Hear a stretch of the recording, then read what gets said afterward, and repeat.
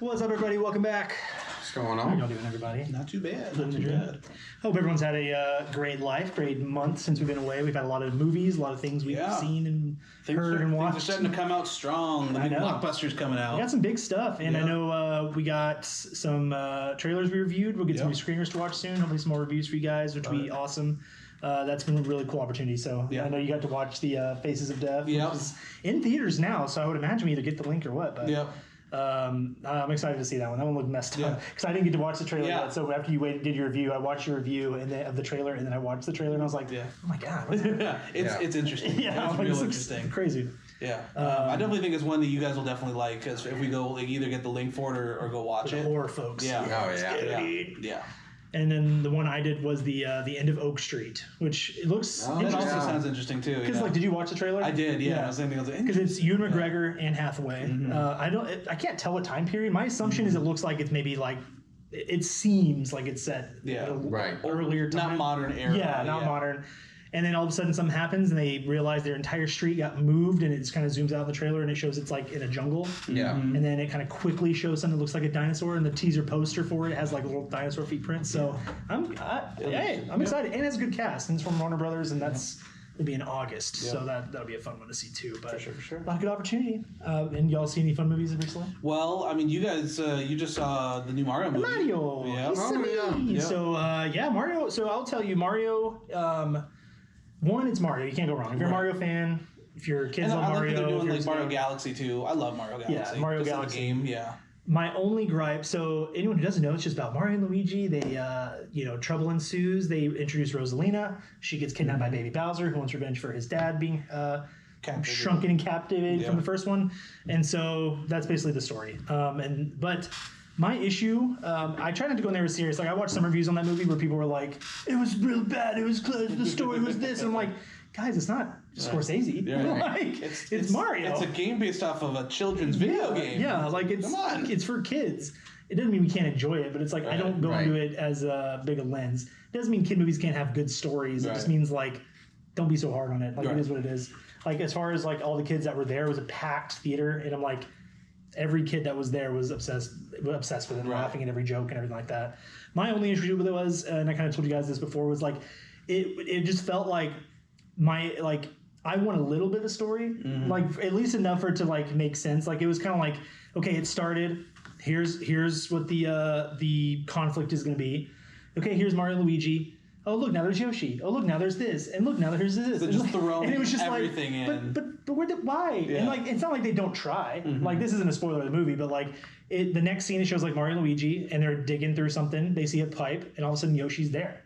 Yeah. He's just there. Like, there's no other context of like, hey. And they quickly show you what Yoshi was up to for a bit. But like, it's just so fast. Even his little scene where it's showing you what he was up to is like him walking, and then it just like is him going through scene by scene. Like it's like clipping scenes, him just, like him walking, and the scenes changing. Montage. Like a montage. And so I was like, even that was a montage. So it was just like everything was so fast. And again, it's not like I can't understand that. Right. But it's just that thing where I'm like, okay, slow it down just a little bit. And then they would slow it down. And then it would be like so slow, and then just instantly back up in it. So it is what it is. You can tell they're trying to world build too. Yeah. I think they're excited about the whole Galaxy thing, and then the Smash Bros. Opportunity, and just all these movie opportunities. I think they're just kind of like they're trying to set up a whole franchise since they know it's a profitable thing already. Exactly. Yeah, so that makes sense. It is what it is. I think that is one detraction of movies right now that I have is that they're, especially for kids movies, they're trying to throw in too many short blips where it's all that TikTok type of thing. It's like, all right, you have a minute's worth of attention span, get it now, move on to the next thing. And they're putting that into movies, and I think that's a detraction from like, the storytelling part. Well, especially because like they talk about how kids' attention spans are all jacked up right now. And my thing is too, I'm like, yes, to an extent, but also like still try it, because we grew up. Like, I would almost say like it's yes and no, because on one hand, like teenagers and stuff have TikTok and Instagram. TikTok brain, However, like the younger kids, there's starting to be a lot more long form YouTube videos that are becoming out, where it's like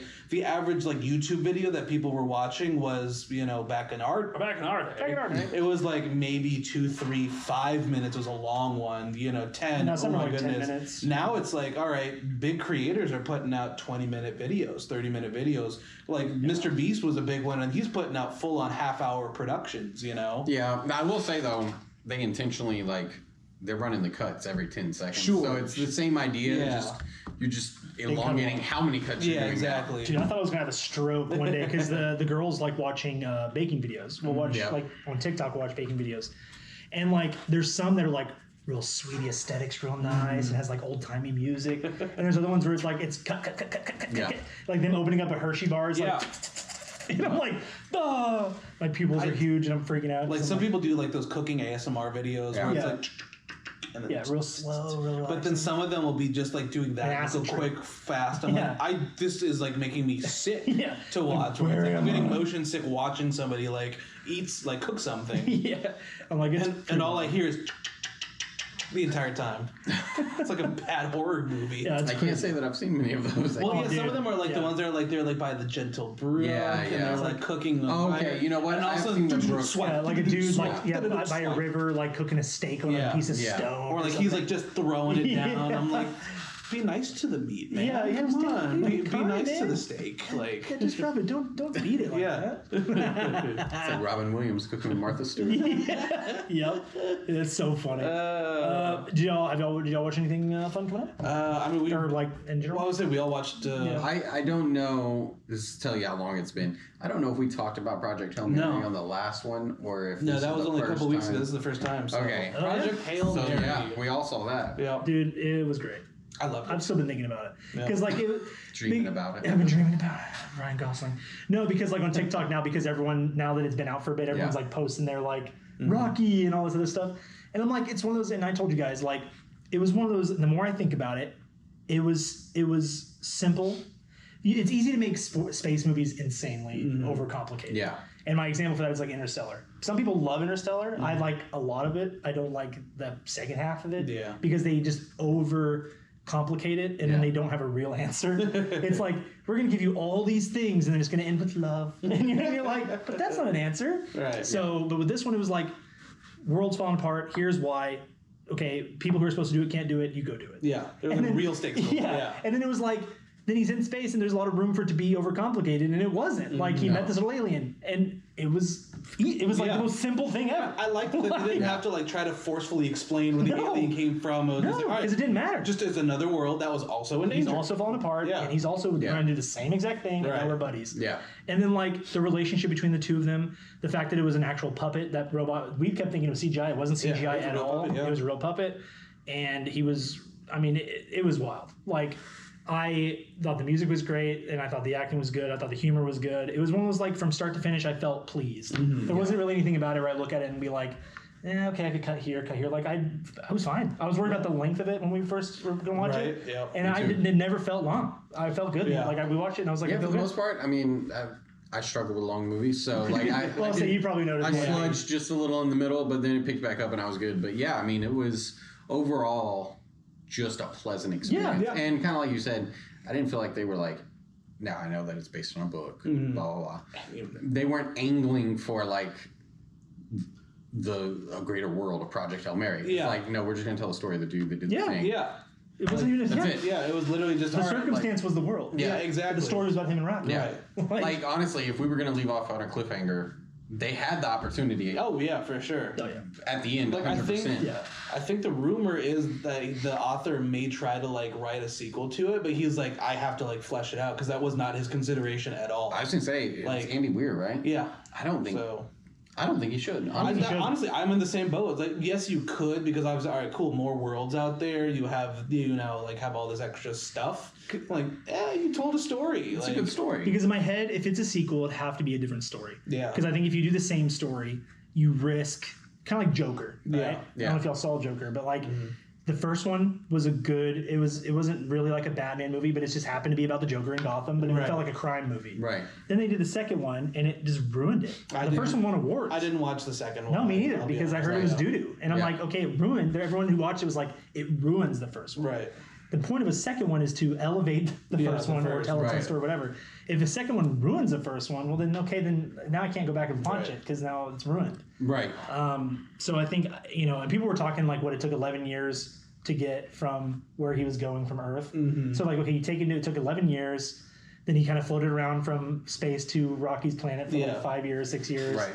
and then he's gonna be another 11 years. Something. They're like, he'll be like 60. Yeah, he's already an old man at that point. Like, so there's no incentive to do another one unless George R. R. Martin, and obviously there's only certain things that you can put in a movie to show, hey, by the way, passing of time here. Yeah. Because like in the book you can say, hey, it's been X amount of years that I've been here, and they do, or that's like near the end of the book they literally say, like, one of the things is, hey, would you like to try to go home? It's like, yeah, I'm gonna be ancient at that point. Everybody else that I know is gonna be dead and gone. Yeah. And he was already a loner anyway. Yeah, I think they said it was gonna be almost like a 50-year thing because of relativity and all that jazz. Yeah, because everyone on Earth is still aging. I think they kind of explained like something going on with him, wherever they had slowed down his aging, so that's why he didn't. So that's how relativity works. So the faster you go to light speed, the slower time goes for you. Okay. So technically, you can time travel, just you can't go backwards. Yeah. And you're the only one that time travels. Yeah.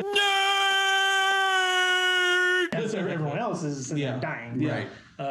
So I don't know how I feel about a sequel, but I thought, everything was real good on it. And I was telling Caitlin that too. I was like, I'm excited for it to come out because I want to buy it, obviously. Mm-hmm. I'm excited for her to see it because it's one of those, like, sci-fi movies can get a little too crazy. Right. But this one I like because it didn't feel like a sci-fi movie. And like we said, it's like it was just all around. Like, it's not going to win any awards. It's a pleasant movie. It was just like it was a movie that makes you feel good. Yeah. It's finally like I wasn't going in expecting Endgame or anything like that, but also I didn't go in and come out being disappointed by it either. You know what though? I actually think here's the problem with a movie that comes out so early in the year. Yeah. It kind of gets forgotten by the time you get to the end. Right. I could see it winning visuals. I could see visual and effects, I could see it being like score, like music. Yeah, right. And maybe screenplay. I could see it winning stuff that isn't like best picture. No, you know what I mean. But I agree. Like the visuals and the music are always good. Unless there's just a ton of other things that come out, Gosling could be nominated too. So by the end of this year, though, a lot of movies. There's a lot of movies coming out this year. Yeah, because if you take away the blockbusters, like, it's always the blockbusters you hear about. It's the ones that you don't hear about that get nominated. So I don't expect any of the superhero movies or anything like that. All the blockbusters, nothing's going to get nominated for those unless it's like effects or something. So yeah, it'll be interesting. But it's a good start. So it was a good movie. It was a great movie. There are some interesting ones coming out. The new Insidious trailer just got dropped, so I'm excited for that. And then there's a lot of, do you know what's funny? This is the most horror at the beginning of the year between like... usually they save them all for like Halloween and like Christmas kind of stuff. I feel like the pendulum has just swung where also they're incredibly cheap to film. Yeah, that's true. Compared to like Project Hail Mary, oh my gosh, I could make 50 movies. Oh yeah, in the horror genre. Well, dude, old boy who made like The Conjuring and Saw and Insidious and all stuff, he's the one that's doing The Mummy. Shoestring budgets. Oh really? The Mummy that's about to come out. Yeah, it's him. So I'm worried about that movie. I'm worried about the effects of the movie because of the effects of that movie. I feel like they need to just.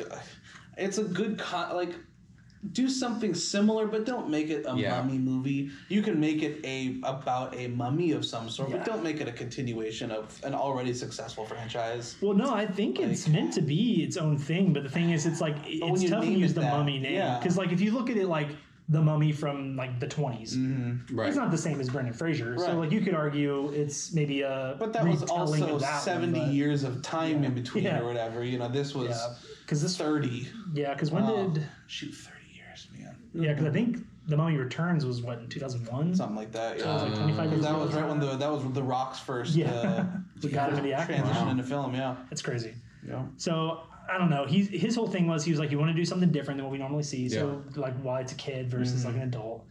And then I don't know. I get nervous about kid stuff anyway. Yeah. So I'm like, it's going to be upsetting, and then also it's going to be a mummy. So I'm like, one of the best horror movies out there is Pet Sematary, and that revolves around a kid. So we'll see.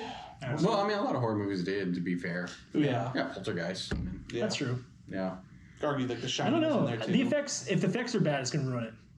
The only thing I'm worried about is in horror, the more effects you put, the worse I feel like they usually get. Right. Generally speaking, the better, the more that you have practical effects, it always makes it. Because horror is always about what you can't see anyway, half the time, or what feels real. Yeah, and so like a good practical effect will always be the most real feeling thing if done right. The Conjuring was so good. The Conjuring, because like it was that thing where like it would just show. What is it like? 2 minutes of this kid just staring in the corner, and you don't see anything. You see her staring in a corner, and it zooms into her, and it zooms into the corner, and you're like, what is she looking at? Right. And all of a sudden, this thing just jumps. Like, similar it was the for master suspense. The first Annabelle movie. Yep. Like, you saw the doll. Yep. You look at Scary Dark Corner. Scary dark corner. Yeah. Creepy music. It's not like complicated. Like we don't have to keep it to the playbook. Paranormal Activity, same thing. Yeah. It's Activity. it's like, all right, you have a fixed camera angle at that point. Yeah. So it's just. I mean, we go way back. Blair Witch Project scared everybody to literal death. And it's literally just them shaking and running around. It's just exactly. That's a treat. It's like we're just talking about sequels that can ruin stuff. Did y'all see the second one of Blair Witch? Absolutely not, no. Dude. Okay, so the second one so the second one, if you look at it as its own thing, isn't like that bad. But it's like them trying to do like this meta thing about the first one. Wasn't it supposed to be like people who were like basing it off of the first one? Yeah, something like that. And they're trying to film their own thing. I don't know. I forget the full story now, but like there was some stuff in that were pretty cool. Like there was some stuff that you'd watch it and like stuff would happen, and if you had to pause and like rewind, and like it would show you this thing that you didn't notice when it was going forward. It was a lot of crazy stuff they did with it, so it was wild. Yeah. However, it kind of stinks. So all that to say, it's awful. See it to say you did, but it's also stinking. Yeah. But I feel like there's a lot of those movies where you gotta say you watched it once, and then 100%. just to say, all right, I wash my hands of it. Yeah, that's how most movies I see are. Yeah, well, that's only because you have the attention span to only see it relate so once. heavily with that statement. Well, that's why, like, with me, because being somebody who owns a lot of movies, it's something where, like, I try to only own ones that I really like, that mean something to me, or I know I'll revisit. Yeah. Or if people come over, there's options. Right. Yeah. Because, like, I like the aesthetic of, like, a movies video store or that kind of thing. Yeah. Or library probably is a better example since they're all Yeah. there. But yeah, it's tough to because it's hard. Like I can't revisit every movie I own. Yeah. It's just impossible. Like I have the ones I flock to, or like I'll watch just for like to have something on or whatever. Yeah. But that's why like Project Hail Mary I think is one I would revisit. Yeah. And then Blair Witch 2. Dude, if you want to talk about movies you need to see, just watch the second one. No, you never saw the second one. You'll have to take it back. I saw bits and pieces of the first one. No need. Have I told you all about the second one? Well, because the second one is the same thing as the Blair Witch Project too. It's meta. It's a meta thing where a guy saw the first one and He's then obsessed with it. Yeah. Kidnaps the actors from the first one. Oh wow. Yeah. Puts them in the scenario. But that's not even the stuff that gets you, right? Interesting. I'll keep it PG, but like for one example, he does some ungodly things to himself with sandpaper. It's not devastating. Stop it. We're done. That is a genre of horror I just never got into. No. Or like suspense, whatever you want to call that. It's gore porn is what it is. I'm just not porn. interested.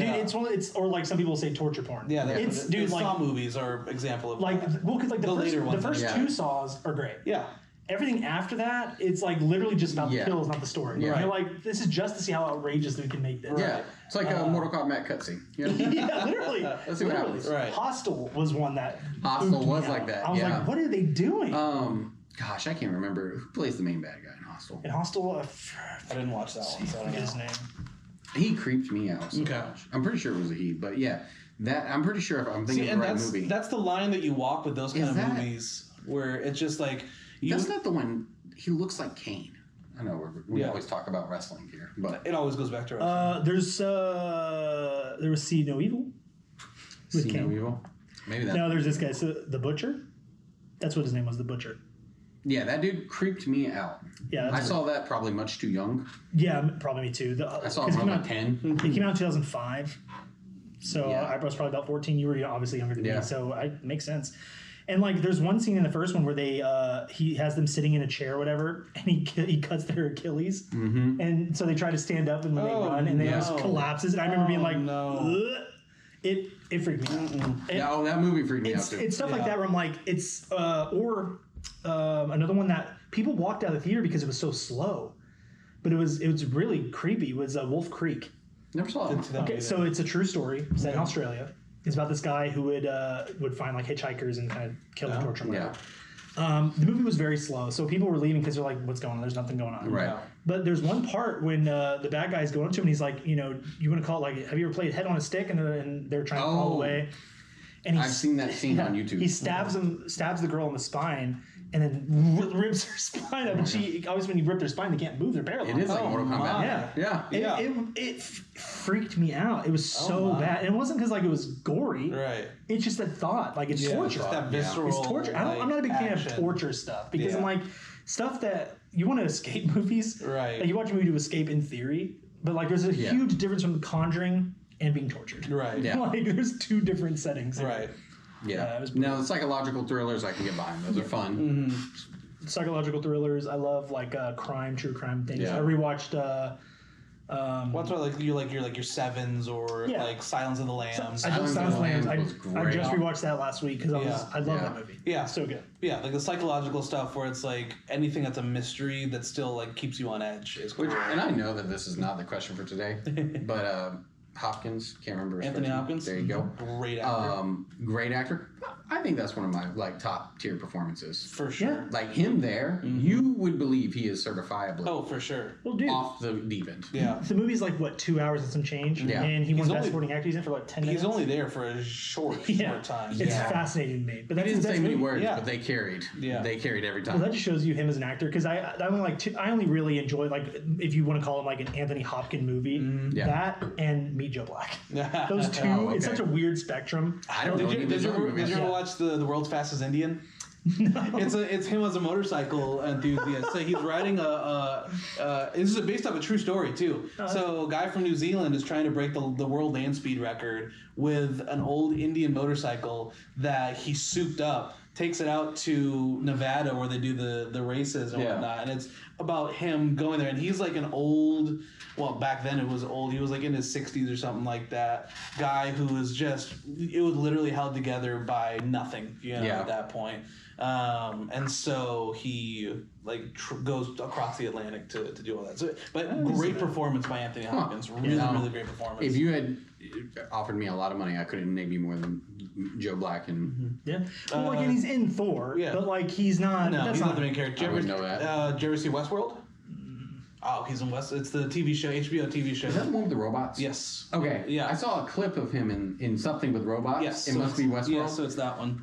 That's a great show where it's got the real uncanny valley thing going on with robots. Like they're really too close to humankind. So that's the point. Yeah. So that's the premise of Westworld is what if you think it's a whole park essentially of the Wild West, and you can do whatever you want because they are robots. You want to go to a shootout at the OK Corral, you can do a shootout at the OK Corral. Yes. You want to just be a cowboy, you can be a cowboy type of thing. I'm gonna watch this show. It's really good for the first 2 seasons. I don't mind cutting off early. Yep. Watch the first 2 seasons. That's all you got to do. The third season afterwards it tanks. Okay. Unfortunately, but because like it tries to go too meta at that point where it's like, all right, it opens up a whole world. And then it doesn't hold up as well as I think everybody should just theme. Cut or just at the original story. Yeah, I think that's the theme for me of new movies and shows. Yeah, just cut when it's time. I would. Yeah, so that's cut when it's good. I would say that could be another like future thing of what's a show that started off really good and just fell off hard. Oh, I can tell. I've got some opinions. I've got some opinions on that one, but like some of the top, like it was peak television. All of a sudden, it just took a hard nosedive. I got a few of those. Yep. So but Anthony Hopkins, man, I love Anthony Hopkins. I just looked up a few of it, like Mask of Zorro. Yep. He was in that. Okay. But again, he's not the main character. That's what's tough. It's like he's in a ton of movies. Right. But like I don't watch a lot where he's the main focus. No. He's always a side bit player or something like that. But he's just the way that he's always embodies the character, whatever character he's in. I think that's what makes him so good. Yeah. Is that you can tell he's not just an actor playing it. Yeah. Is that he is that person. It doesn't matter what thing he's in. Right. It just automatically is, hits his character. Yeah, he's the main shibboleth in there. Yep. He's a composer too, actually. I have heard this. I've never listened to anything. It's really so. There's a clip where they were at some music festival and. He was one of the guests that was there, and the composer knew that he was going to be there. So they actually pulled out he wrote some music way back when. Oh, wow. That he never performed or anything. He just wrote music at that point. And so they performed a waltz that was written by Anthony Hopkins. Yeah. It's really good, too. Like, really, really catchy. So I'd recommend, like, just... He probably went to a good performing arts school, I'm sure. He's just the I would say it's the Royal Welsh College of Music and Drama. So he's good in the loosest terms. Yeah. Well, sorry, Juilliard. The Royal Academy. Well, he trained at the Royal Academy in London. So yeah. So jokes on you. So Royal Academy. Yeah. How royal can they be? I never heard of it. Yeah.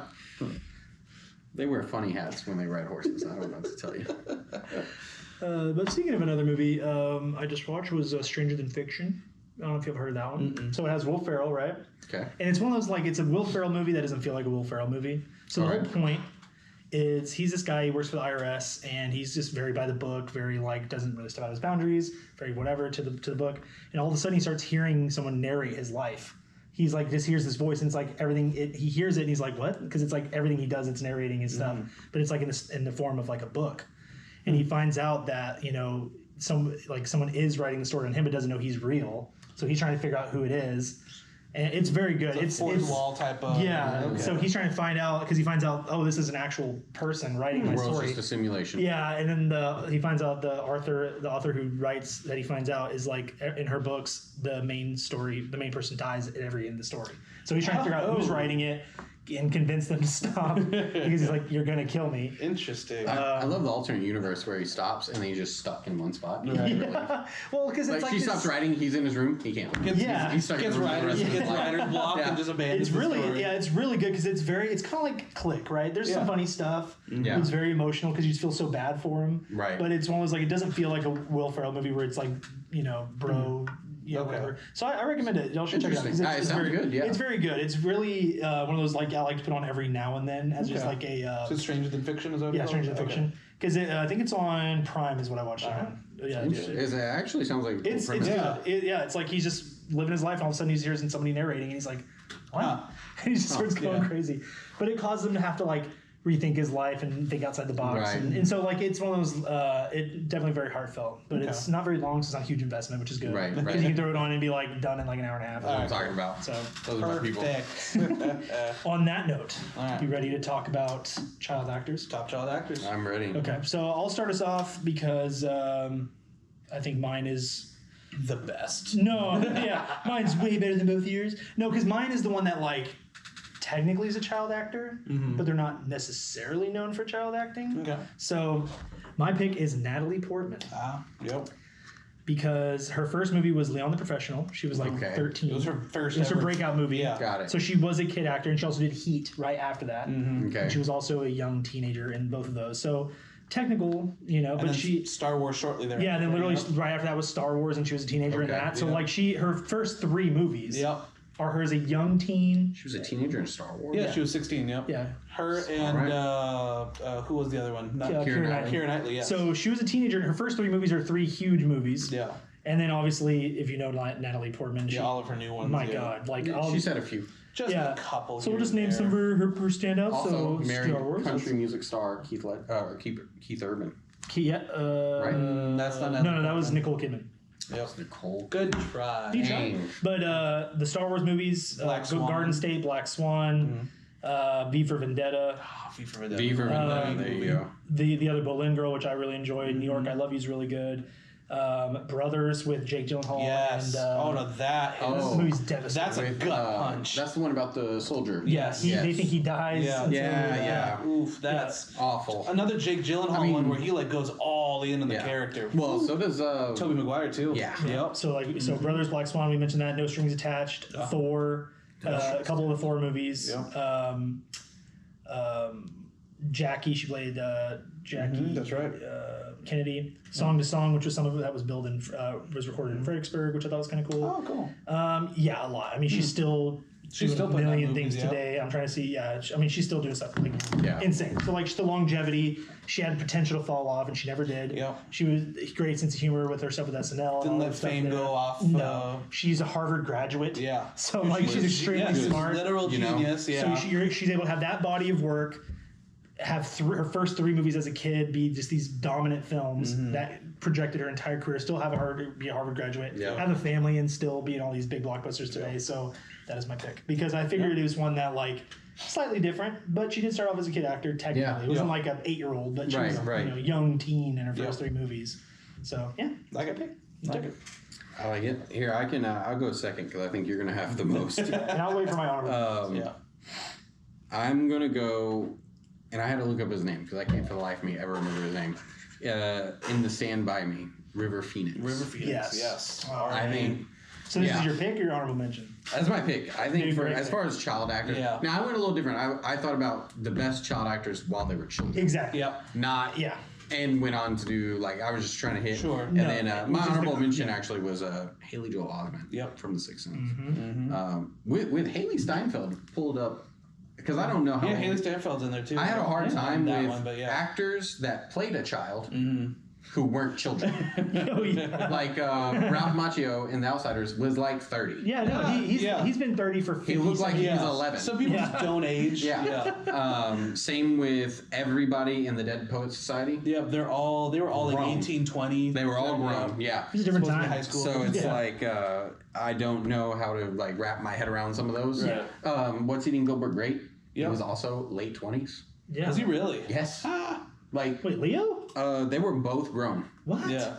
They were both grown. And in my head, I was like, there's no way. That's Johnny Depp too, right? Yeah, It's Johnny Depp and Leo DiCaprio. DiCaprio. Wow. They were both grown. Oh my God. Which is crazy. Now, one of them I think was lower 20s. So right at 20. I think DiCaprio was the younger, but still. But still, you would have thought he was so much younger. Yeah. But nonetheless, that's it for me. Yeah. Dude, yeah. That's it for me. I do like the movie Stand By Me. So That's a great movie. Great movie. I think no wrong answer there. Yeah. They don't make too many coming of age movies anymore like that. You know what? That's a good point. They really don't. And you could argue Stranger Things, kind of, but that's not because it's too sci-fi. Yeah, that's. But it's with the amount of good child actors nowadays that there are, you don't have as many of those. Because the coming of age was the problem of the movie was literally the growing up, right? The coming into your own. It also, I think it comes into the social media age is my guess, because back then it's all right. You had kids that had their own problems, and you didn't have, a lot of help on that one. It was they had to figure their problems out by themselves. I mean, we can get real meta with it, but is it also that kids aren't going through the coming of age? It's adults now. Yeah, kids are growing up way slower. Yeah, they're faster in certain aspects. Yeah, but as far as actually some major portions of growing up, kids just take. I think they can be 20. Yeah. I think part of it with kids growing up, you said slower, right? So I think part of it is now certain responsibilities come. There's more there's more protection on kids nowadays. Yes. So I think part of it is to us, we're what's going on with y'all? But that's because we were moving in such. I would say kids are both exposed more to adult things sooner because of the internet, but also protected from responsibilities a lot longer. Is what I would say. So it's that weird kind of juxtaposition there. Increased freedom, reduced responsibility. Yeah. Kids are. That's why I'd almost say the freedom is almost a double it's a double thing, because back then Stand By Me, these kids are going off wherever they want. I guess in freedom because their parents aren't expecting them home till close. Increased till dinner. access to more variety. I would of say things. so. Because the Stand By Me kids, they had the ability to run 3 places. Yeah. But there wasn't just a lot going on unless you could ride your bike to the next town over. Right. Not that I grew up in those times. I'm not even going to lie to you. I am solidly, I don't even know what I am, millennial? You're end of millennials, yeah. Technically, I think you're millennial still. Yeah, I think so. Barely. Whatever generation I'm a part of, I am the last year. Because I think 96 or 97. Yeah, 96, 97, 98 is the cutoff. Yeah, whatever it. Because you're 96, right? I'm 96. Yeah, so it's the end of millennial, every time I look it up, it's 96 was the last year. It's the same thing as your sign. It's one thing I look at, I'm a Leo, and I'm look at I'm Virgo, another one's just, they're Scorpio, what are you doing here? But, dude, that's, good picks. Yeah. All right, so I've got my honorable mention. So I went the opposite of you, actually. I went people who started as actors and then continued on into their adulthood. Got it. At that point. My honorable mention was Shirley Temple, because she is arguably one of the biggest child actresses, but then stopped when she was 22.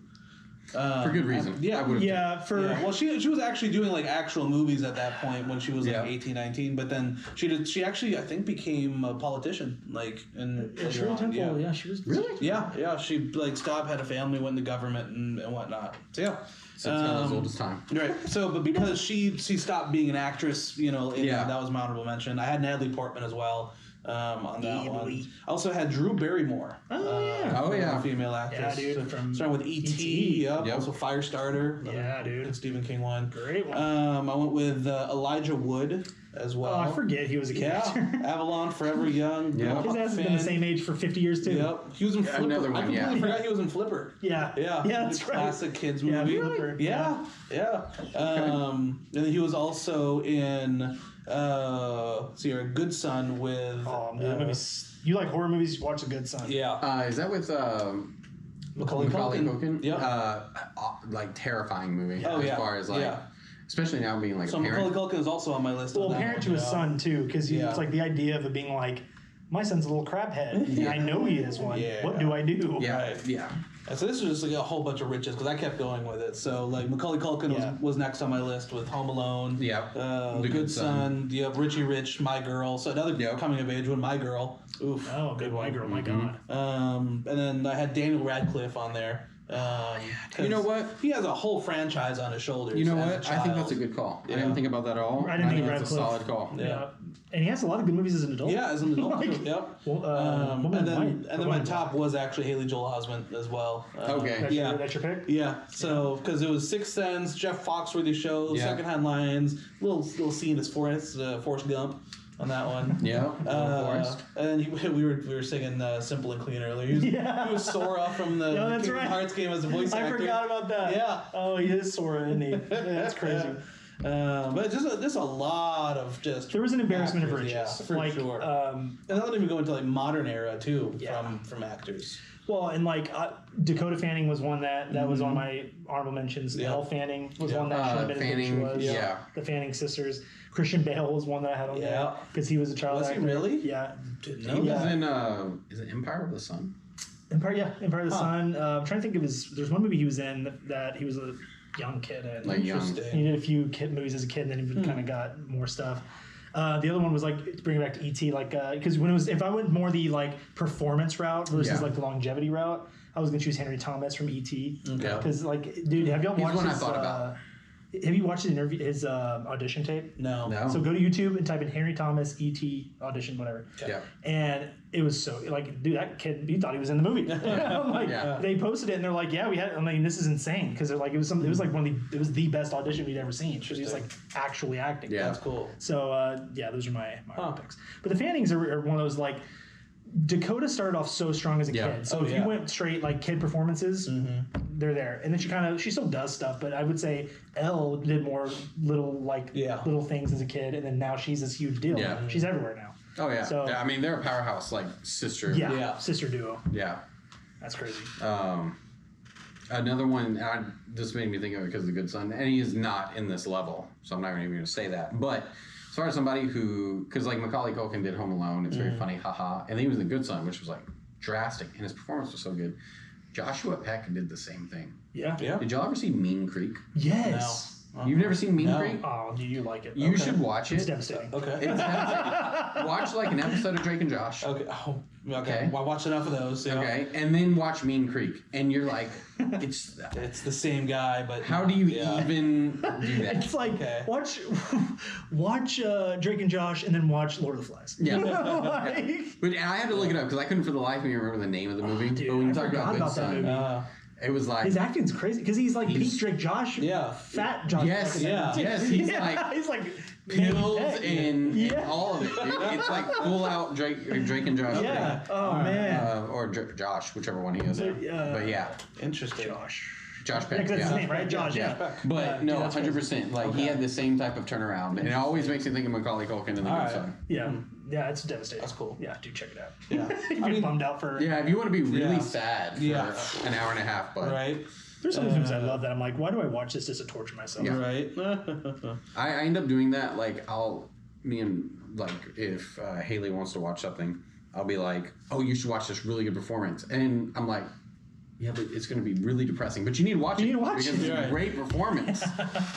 That's how I feel a lot of the time. Where I'm like, look, we're going to do this. You know? And we're going to do this, and I'm going to tell you right now. It's going to be devastating. It's going to be sad. You're going to be upset by the end of this. Well, and some of them I'm like, just wait, it gets better. But it has to suck before it doesn't suck.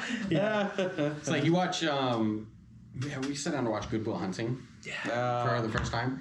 and it got to like the middle part with like Robin Williams and everything. And she's like, "What are we doing?" It's just sad. I'm like, him talking about his wife. It's like he does his whole monologue and everything, and I'm like, but you just got to get through the sock. That's the point of it, because it's like that's his whole transition, going from some cocky little kid Boston, to like a kid who actually is learning about the world.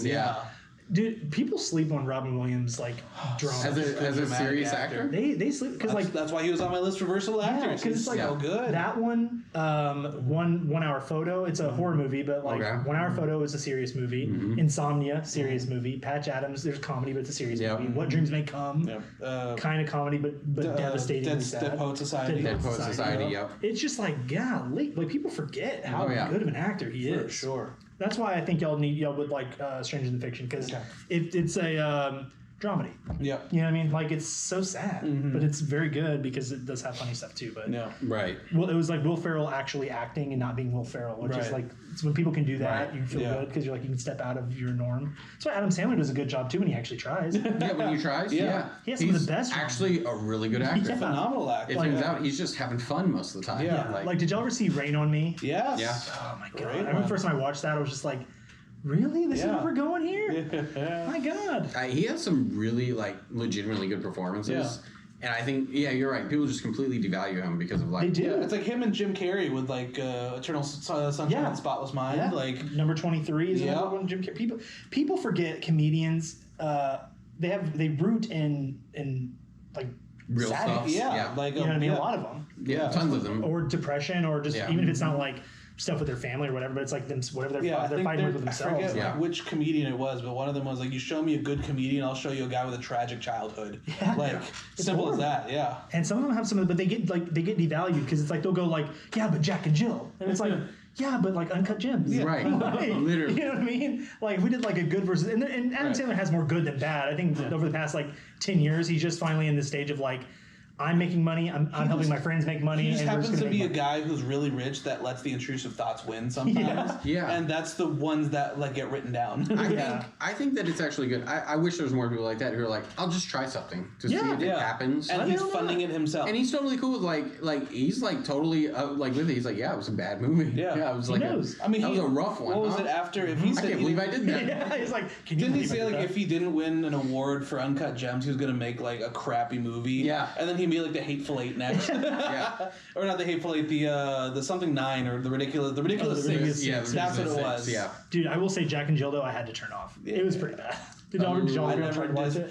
There is no way you could pay me to watch it. I would have to. I tried. There would have to be a large incentive for me to watch it. Because even his stinkers, I'll try, and like. Oh my god! I rarely turn movies on. I hate any of those like gender swapping movies. Like it annoys me because it just like this. The White Chicks was funny. Only because they weren't forcing. They weren't like, hey, these was funny. That's because it was all right. It's two dudes. Miss Doubtfire bringing it back to Robin Williams. But again, it's a guy. Jokes on you. But it's a guy who's purposely portraying a woman. But whereas Big Mama's House, Martin Lawrence. My point. Right there, it's like no, he's trying to seriously portray a woman. Well, do you know it doesn't work? Because Jack and Jill, it's that thing where it's like he's twins, one brother, one sister. But it was like if Whitey Duvall and his sister were humans. That was my problem. It was like it was just so it was like them as humans but not funny, and it was just like him being like this the entire time. And what are you doing? It was so bad. And it was just so bad. Jack Black spoofed it on Tropic Thunder. Oh yeah, that's right. Because that was his character. That's thing. Right. I have it pulled up. I've never seen this movie. No, so do not ever. I'm telling you, it's so. That's good. fine. I don't plan on it. Y'all have homework. No, Check it out. You know what I think is actually a really good movie by him that doesn't get talked about is I Never Not You, Chuck and Larry. I love it. That's a good one. I love Chuck and Larry. Like I bet you do. But hey, they're hetero. They're best friends. Just sit down, put on a movie that's just like cool, funny, has a little bit of a story. It's like a perfect because it's B+ movie. Because it's so simple. It's like his wife dies, he wants insurance, they pretend to be married. With those kind of movies, the bar is set so low to be a good movie. It's like, all right, you could do anything, and if it's a competent plot, It's great. Yeah, Adam Sandler's a playboy, but he's like can't give up liking women, and just like him, it's so funny. What's another good one? The one with him and Jennifer Aniston. Just go with it. No, something in Paradise. If it's one of the Netflix ones, I don't think I've seen. Oh yeah, it's I didn't watch a lot of his Netflix ones because I'm like some of them I'm like. No, that one was actually pretty good. Was it? I think. Was it something? Is it the murder mystery one? No, it was something in Paradise. I forget what it was. It was similar to Couples Retreat type of thing. Murder mystery. Oh, is it a murder mystery? Yep. Yeah, there's one. I was like, the only movies they have is Just Go With It, Murder Mystery, and Murder Mystery 2. Right. Hey, there you go. Okay. Just Go With It. So I was like, it's a good one. Yeah, Just Go With It's really good. Yeah. Yeah. Yeah, that was a good one. But Adam Sandler, man, it's like he's one of those like you either love him for his '90s movies, right, or you ride and die with him to the very end. Yeah. And I'm one of those like I think I'm right. I like to consider myself like 80%. Because the 20% that I don't watch, I'm like I can't do it. Yeah. I forgive him for it. I forgive him quickly. I forget. Right. Like, honestly, I'm sure he's wiping his tears with his millions of dollars. Yeah, while he plays basketball in Brooklyn. Yeah. Like in basketball shorts. Yeah. Something endearing, though, about him just kind of chilling. Oh, yeah. He's just a dude. He's just doing his thing. He's a dude who got big and just wanted to get so big that he could put his buddies in work. There's an episode of, do you ever watch Brooklyn Nine-Nine? No. I've seen clips. I never watched the show. So there's an episode of where he like makes a cameo in it. And, really? So Jake Peralta is the main character, and he has to go up and he's like trying to see if one of the bad guys is in the thing, and it's an auction house or whatever, and Adam Sandler's there, and like, is that Adam Sandler? Yeah, I'm here. It's like, so which movie are you gonna have your buddies in next? I'm like, ha ha. Well, actually, yeah. Yeah. I'm trying to think of him that one like Jack and Jill, and there's the one is it The Good Son or Bad Son or something like that with him and Andy Samberg. The Bad Son, because it was he's the devil's son. Yeah, there's one where it's like he's like some bum dad or something like that, and I'm like, it's horrible. Little Nicky, I think is what you're thinking of, right? Oh, was that Little Nicky is stupid, but I love Little Nicky. Because that's also Adam Sandler or Adam or. Is it Andy Samberg? Yeah. Yeah, there's one. Yeah, they seem like they were in similar circles at some point. Yeah, well, SNL guys. Yeah. All the spoof guys. Yep. Yeah, now I'm curious to see which one it is. Because, there's the devil one. I didn't realize. That's My Boy. That's My Boy. Yeah, That's My Boy. That came out in 2012. That was a stinker, too. Was it? Yeah, I could. Not as bad as Jack and Jill, but it was not great. Okay. It was a stinker. Yeah. I think I only get the ones that rise to the top because I don't watch like every movie in general. So by the time it comes to me, it's like it's been a couple of those were ones that were just like I was you're bored at home and it's just on TV and I watch for a singular clip of like commercial to commercial and after that I'm out. Yeah, this is bad. Yep. That's right. I was going to do homework, Jack and Jill. I expect a full report next podcast. Gotcha. No, you have to. You have to. No. You have. Hey, I didn't finish it. I didn't say you got to finish it. Okay, that's fair. I said you have to start. Even I haven't finished. Will it at least be on your did not finish list? Yes, I have not finished it. So I can't shame you for not finishing it. That's fair. But you have to at least witness 30 minutes of it. All right.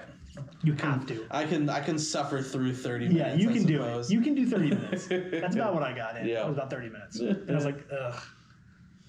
I was trying to see if there's anything this week out, but yeah, it's coming out. Beast, the one Faces of Death was one that comes out this weekend. Yeah.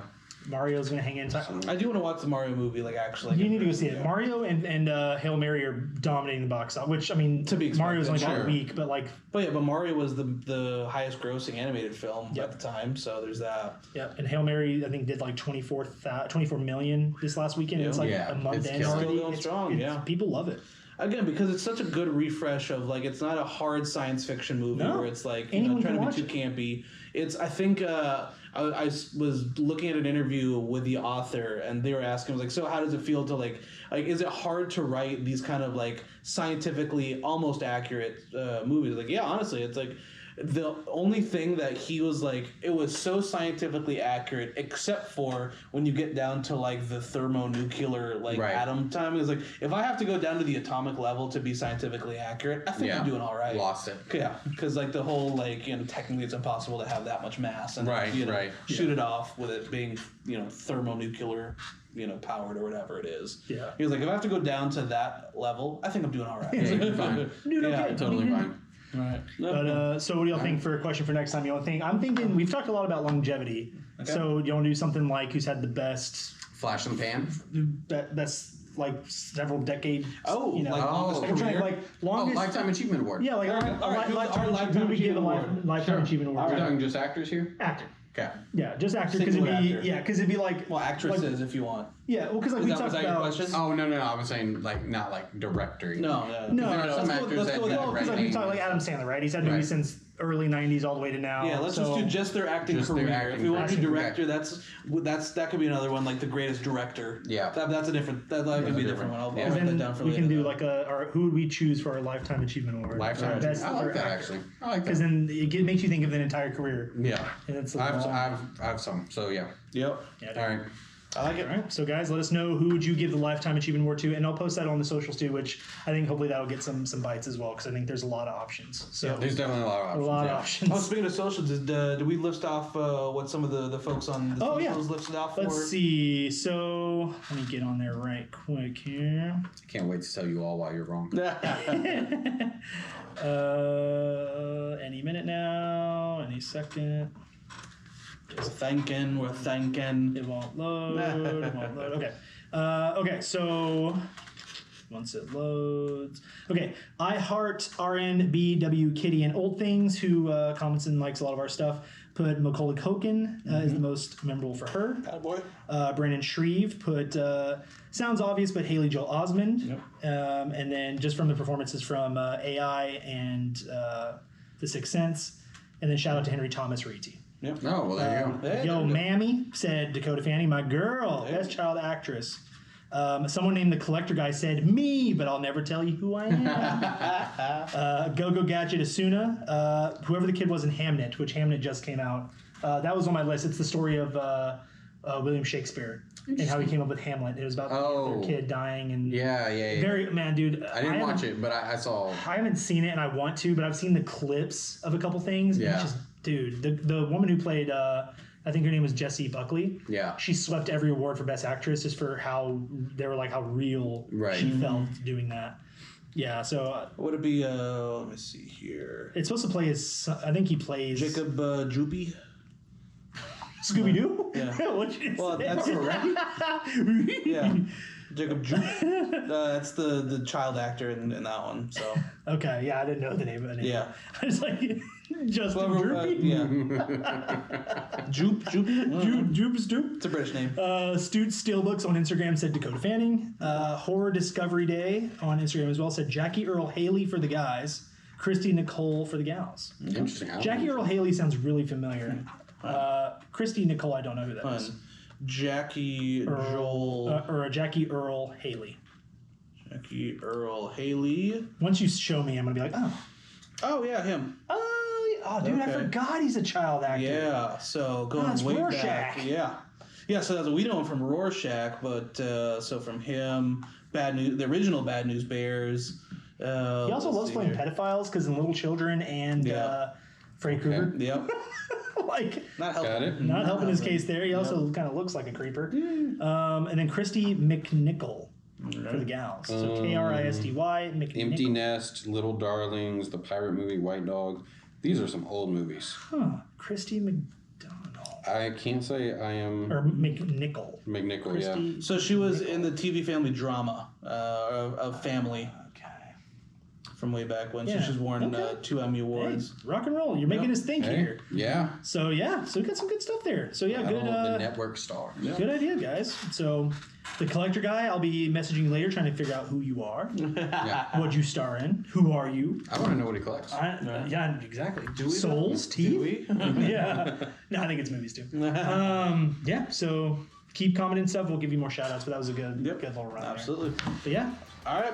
Let us know what you guys are excited for coming up. See what movies that you guys have been watching. Let us know. We'll see you later. Bye, guys.